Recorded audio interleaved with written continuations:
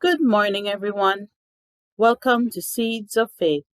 I am Reverend Siddiqui.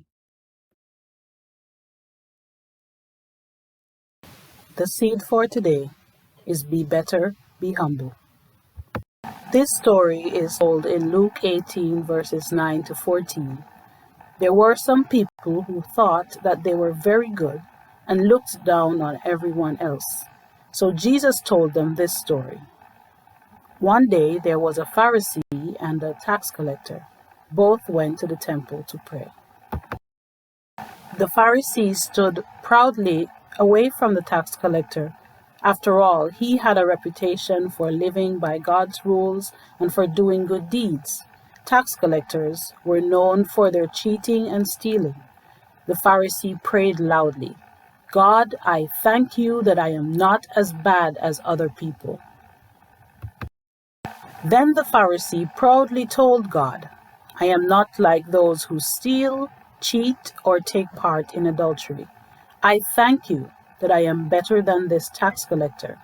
I give up eating twice a week, and I give 1/10 of everything I earn." The tax collector could be seen praying away from the Pharisee.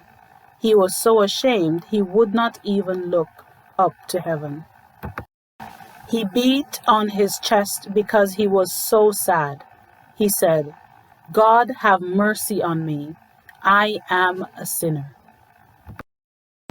Jesus then turned to the crowd he was teaching and said, "I tell you, when the tax collector went home, he felt justified by God, because by admitting his flaws, he went back home feeling God had forgiven him.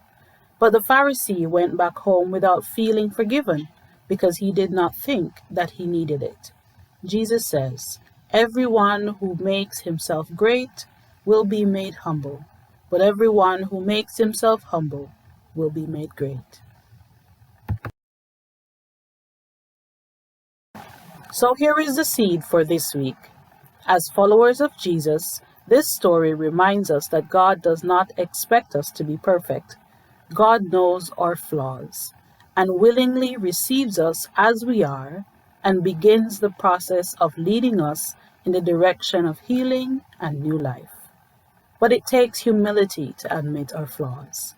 And when we admit our flaws to God, we release our feelings of guilt to God, and God replaces it with forgiveness and hope for change. So this week, remember that God gives grace to the humble. See you next week. Bye.